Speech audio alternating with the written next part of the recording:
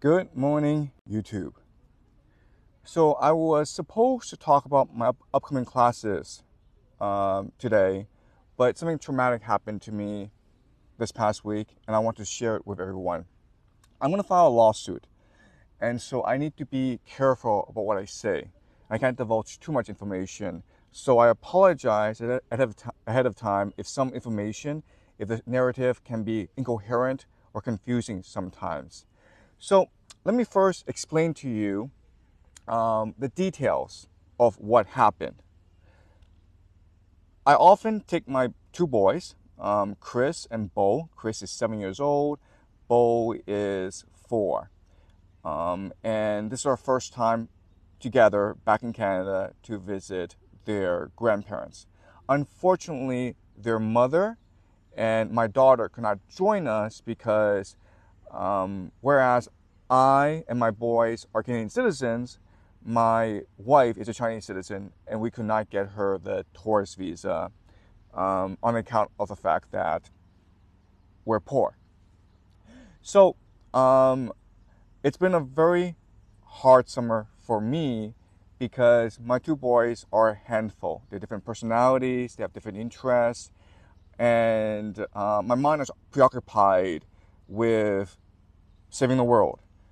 So I've not been as attentive as a father as I should have been, but I have tried my best to give my kids the best possible experience. So every day we're outside in the park or in the pool or in the cottage somewhere, making sure they're enjoying the great outdoors.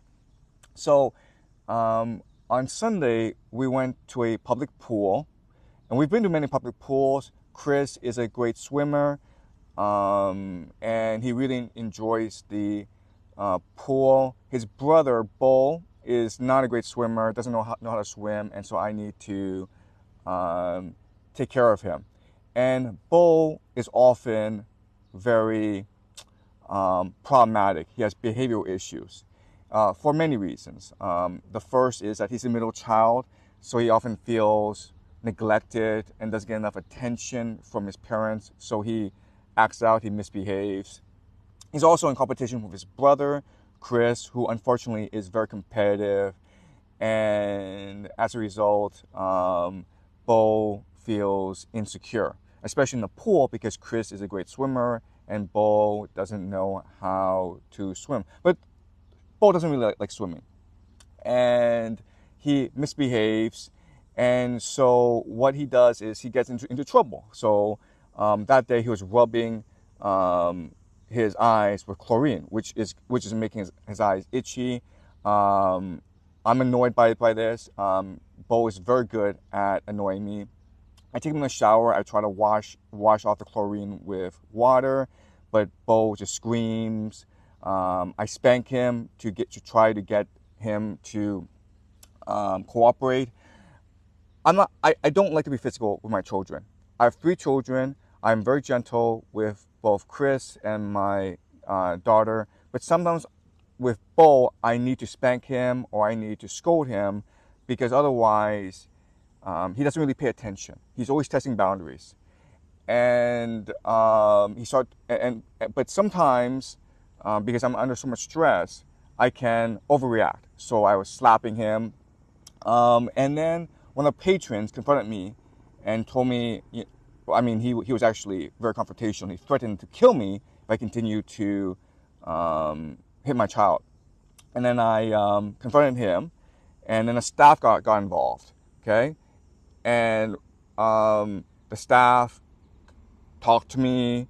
I explained the situation to them, that Bo often misbehaves, and even though I don't want to be physical with him, sometimes I'm forced to be physical with him in order for him to understand the gravity of the situation. And the response is, "Oh, I understand. You're an Asian parent." And I said, "That's not the issue. It's not that I'm an Asian parent. It's just like Bo has a distinct personality, and I need counter strategies in order to better control his behavior." They asked for my name and my phone number. I gave it to them, assuming that they will call Child Protective Services or the police for a checkup. And I understand that. That's standard procedure. It makes total sense. They saw a parent abusing the child, of course they're going to report this to the higher authorities. But the staff was really nice, and I was really cooperative with them. I was extremely forthcoming. I tried my best to explain the situation to them. They told me that this is not a big deal and that I could leave. Okay, so I dressed my boys. This is in the change room. It's a public change room. And as we're as we're about to leave, there's a large lifeguard. Okay, he's a teenager. Okay, but he's very tall and muscular, and he's white. And he stares down at me and says, "Our boss would like you to stay." And he says it in a very menacing and confrontational manner. And it was intentional that he did it that way. But I didn't want a confrontation, so I basically agreed to stay. I assumed they called the police, and the police would come interview me, and I would explain what happened, okay? So I'm in a change room, and what they're doing now is they're asking all the patrons to leave the change room. And they have two tall, muscular, white lifeguards blocking the corridor so that I can't leave, but patrons can't come in as well. And so what happened is, in effect, they turned the change room into a detention center, a holding cell, basically. And at this point, I'm too shell-shocked to really process what's going on, because at this point, I am at risk of losing my children. I told the staff, listen, we're citizens of Canada, but we're visiting from Beijing for the summer. And we're leaving next week. We have a flight next week to go back to Beijing. Their mother is not here. My boys don't speak English. Okay, so I'm trying to explain to them how awkward my situation is. And they don't care. So I'm in this holding facility, and I'm spending like an hour, at least an hour, trying to strategize about how to talk to the police. Because as a father, my first duty is to protect my children. Meanwhile, my boy, Bo, is right beside me, and he's crying, okay? Because he's afraid that he's going to lose his father, who is, in Canada, his primary caregiver. And I try to comfort him. And after a while, I say to the lifeguards, listen, my boy is crying. This isn't really fair to us. I've already given my confirmation. It's Sunday, okay? The police are probably busy with other things. I'm going to self-report to the police first thing Monday morning. And lifeguards ignored me and said, you have to wait. And I continue to wait. And right now I've lost track of time because I'm traumatized. My little boy is crying and he's traumatized as well. I'm seeing my life fall apart. It's possible that the police charge me, in which case I have to appear in court, in which case I'm going to miss my flight back to China, in which case I'm going to lose my job. And we're not a rich family. We're not. And we have no savings. So we would lose everything. And it's also possible that I lose my children. And my wife would kill me. She would find she's back in China, but she would find a way to kill me if anything happened to our children. So I am pretty shell-shocked. I'm pretty traumatized. But my child is crying.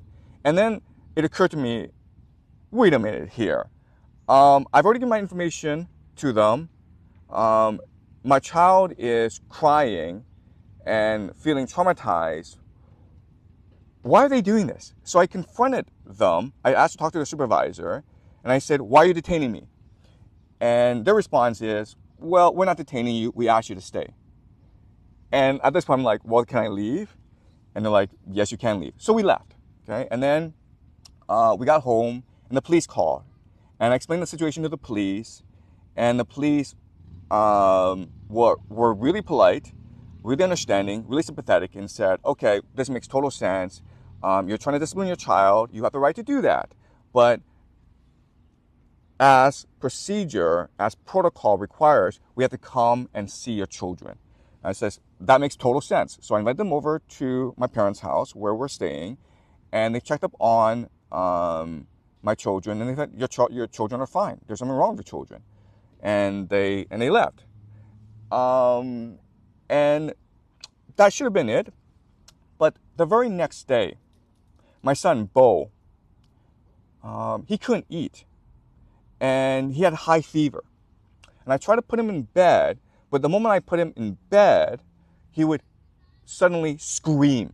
And I have to rush to him and comfort him. And this was happening for 2 days.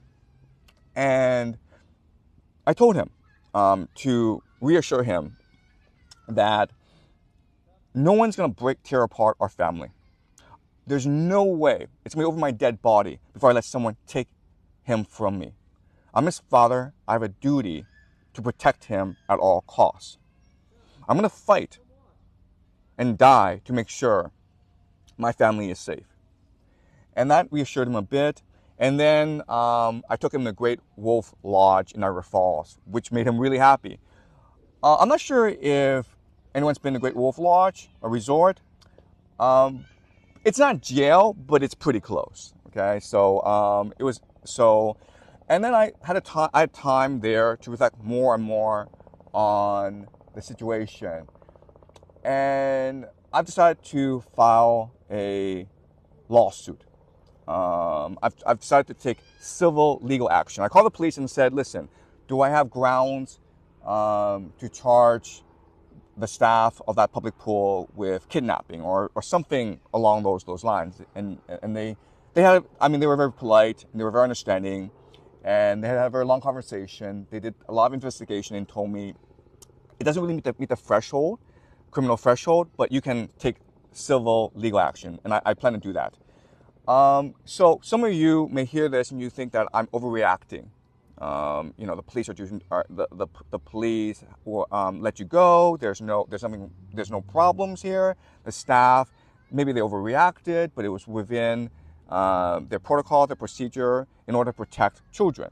Okay, but let me give you 3 reasons why I am going to take action, why I've decided to fight. Okay, the first reason is this: I have a duty to protect my children. And at the very least, I want my son Bo to know that whenever we're bullied, whenever he's intimidated, whenever he's traumatized, I'm going to fight to ensure that he's protected and that he achieves some justice. Okay? It's really important as a father to show my children that I'm going to do everything I can to protect my children.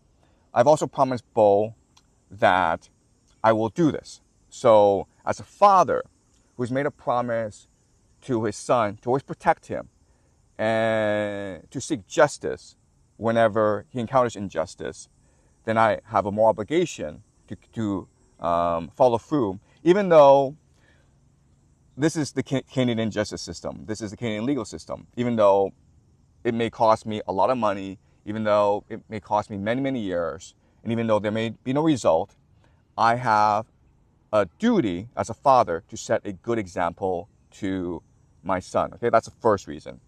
Second reason is that I feel, and again, you may disagree, okay? I feel that this happened because they saw an Asian face. Okay. Now, I've talked to my brother, who is a public school teacher here in Toronto, and he explained to me that this happened because, the staff, they're teenagers, and some of them were Asian, and they saw an Asian father abusing his child, and they became really afraid for the child's safety, and that's why they might have overreacted the way they did. And that makes total sense, okay? I think that's a legitimate point. But at the same time, they did see my son cry for an hour, and they did nothing. They didn't care, okay? So I'm not completely convinced that was the case, okay? And I think the way that they behaved, they had two tall white guys watch over me. They put me in a detention center, even though I had given them all my confirmation that they could have passed on to the police. I think the way they behaved is because of certain racial assumptions they had implanted in their minds. Okay, and I think there are three racial assumptions that they had. The first assumption is that Asian parents are just excessively violent towards their children. Okay, so they said, well, if he's doing this in public, if he's seeing his child in public, then when he goes home, he'll probably be much worse. Okay, I think that was an assumption. Second assumption is that Asian people just aren't really trustworthy. Yeah, I mean, he told us the story, he offered an explanation, but Asians lie. Yeah, I mean, he gave us his phone number, but how do we know it's correct? Okay, so I think that's the second assumption that they made, that Asians, especially Asian men, they lie and they cheat. Okay, the third assumption, and this is the most important, is that Asians can be easily bullied and intimidated because they don't know how to stand up for themselves. We were there for over an hour, possibly 2 hours. I was not keeping track of time.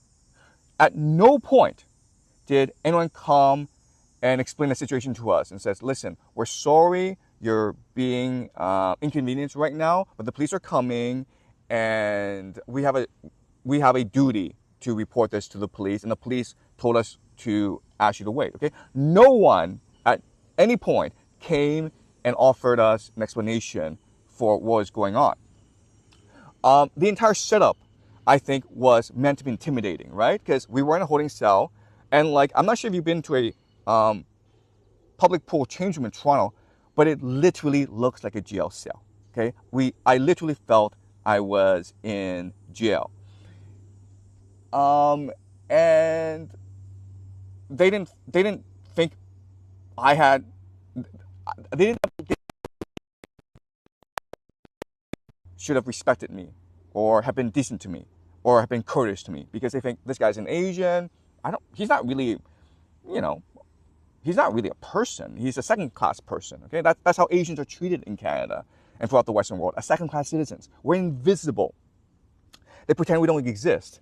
And yeah, we can treat Asians whatever we want. Okay, now that was the third assumption. So I believe that what happened to us on Sunday was clear anti-Asian discrimination, and I plan to file charges with the Ontario Human Rights Tribunal. Again, this may go nowhere, but Canada is one of the most hypocritical and sanctimonious societies out there.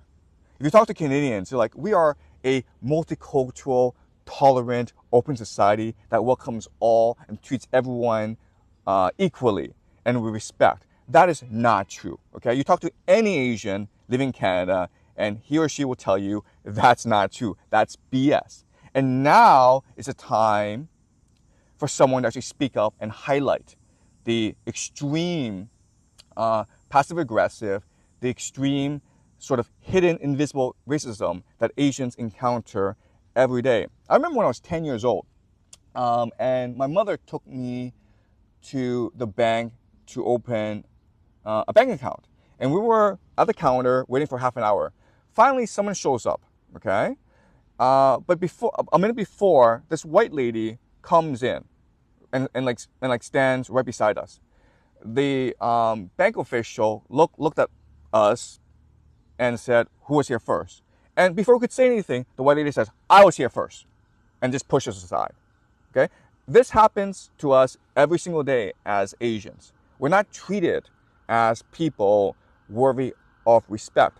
Now, if you're a black person or if you're not Asian, you're treated with a higher degree of respect because, if you did this to another minority, you might get punched in the face, or at least that person would fight back. But the assumption is that if you are an Asian, you can be intimidated, you can be bullied, you can be pushed aside, and the Asian will just take it and go home and beat the crap out of his child. Okay, that is the assumption. So I'm going to go public with this and tell the world what happened, because it's time for people to understand the severity of hidden racism that happens in Canada against Asians. And quite honestly, this sort of like hidden racism, it's really the worst. It's like chronic stress. It's chronic toxic stress. It's invisible. It's like bacteria. It just eats at your soul and it degrades your humanity. And that's honestly why I left Canada at the first possible opportunity. I never came back. That's why I left the Western world to work in China. Because even though I have issues with China, at least I don't feel subhuman in China. The third reason is I am sick and tired of the bureaucratic overreach in this world. So I wrote a complaint letter to Parks and Recreation Toronto, and after 4 days, this guy emails me back and he says, okay, well, the staff are trained to identify any instances of child abuse or neglect and to report it and to write a report about it, okay? So he's saying that the staff did nothing wrong. Oh, but the fact that you were detained, well, that's beyond protocol and procedure, and we'll look into it, okay? So he's trying to protect his ass, basically, because he knows that if the staff did, in fact, detain me, and they did, even though they didn't admit it, then that could be cause for civil action, okay? So that's what bureaucrats do. Bureaucrats will never, ever admit they did anything wrong. What they will do is cover their ass, and they will deflect and divert, okay? So if I continue to complain, what's going to happen is that they'll do an investigation, a 3-month investigation, and they will write an apology and says, okay, I'm sorry this happened. We did an investigation, and we reprimanded the staff, and they promise to never do this again. They're really, really sorry. I then continue to complain, and then they're like, well, we decided to have our staff do more training. We understand that you felt that you were discriminated against. We understand that you felt you were a victim of racism, and we've decided to put our staff through more anti-racist training. Now do you feel better? I continue to complain. They're like, well, okay, so we decided to transfer our seasonal staff somewhere else. Now do you feel better? Okay, so this would go on for a long, long time, but the bureaucracy, the people in charge, will never take responsibility for what happened. They will never admit to any wrongdoing, and they will continue to just waste my time. And how do I know this? Because this is exactly what would happen in China. It's amazing. But Canada as a society is now no different from China as a society. The society exists in order to basically be a nanny state. Okay? You have this bureaucracy that justifies itself by bullying the poor. And it's completely wrong. And all this is happening, okay? All this bureaucratization, all this bullying, all this intimidation, this excessive bureaucratization is happening because these bureaucrats want their cushy jobs and want to feel good at the same time.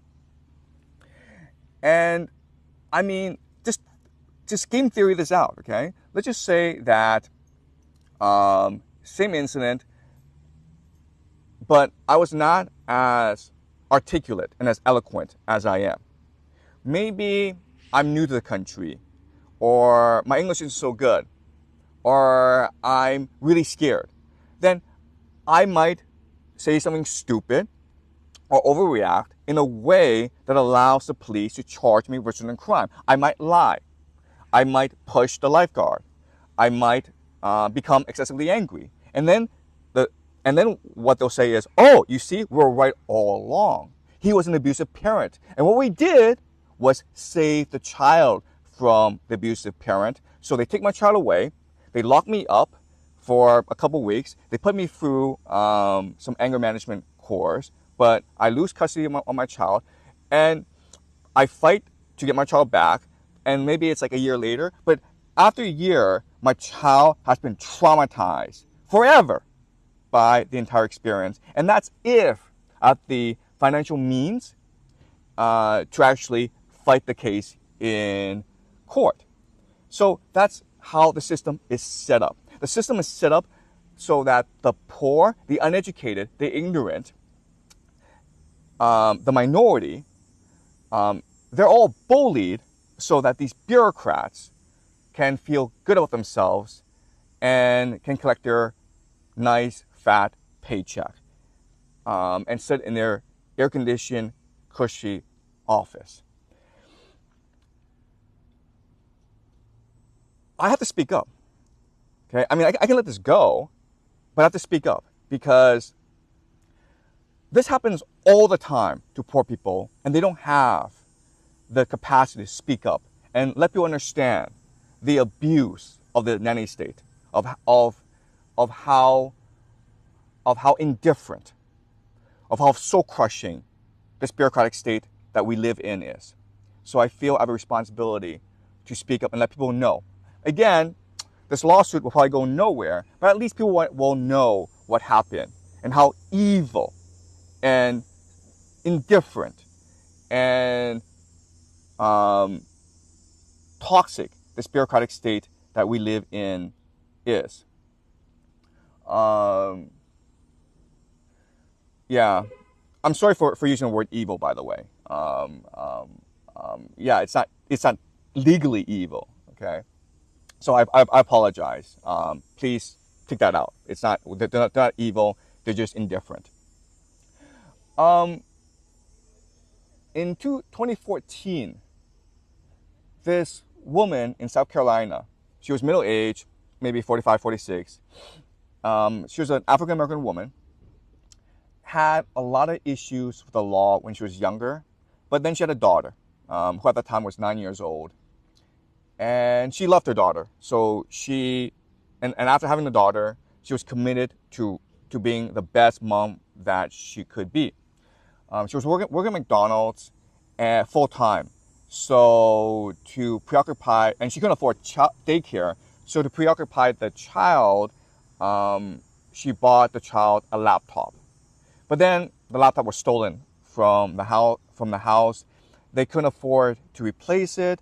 So the mother had the child stay with her at McDonald's. And the child was bored. And so the mother said, okay, well, why don't you go to the park to play? And then when she went to the park to play, she was confronted by this bystander, probably a white woman, we can assume, who asked her, like, where's your mom? And the child is like, oh, she's working. So the bystander called the police. The police came and arrested this woman, who again is just trying to be the best mother in the worst possible conditions. And she was put in jail for 17 days. And she almost lost her daughter. And it was only because the media blew this up that she got a reprieve, that she was able to keep her daughter. So we live in an extremely unjust world. And so I feel that I have a responsibility to speak up. Again, this probably will not go anywhere. And honestly, because this is Canada, I might get in a lot of trouble for posting this video. But I owe myself and I owe my son, Bo, the truth. I owe myself and I owe my son the willingness and the courage to fight injustice. I am going to file a lawsuit. And again, this may not go anywhere, but that's not the point. The point is it's time to take action. Now it's the time to fight. Now it's the time to speak up. Because only by doing so can we create a more just world.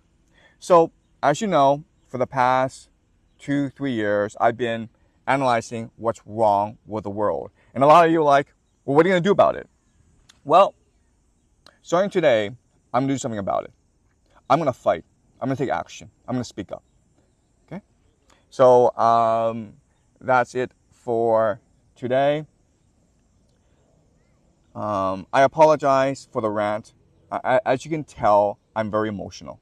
As you can tell, I've been traumatized. I've been having problems sleeping. And I'm worried about the long-term psychological consequences of this incident on my child. So I apologize if I'm not as clear and coherent and as compelling as I was previously, but it's still very raw, and it's going to take me a very long time to completely process what happened. So, so yeah, that's it. That's it for today. And next week I start classes. So, we're looking forward to sharing my classes with you guys, and I will see everyone next week.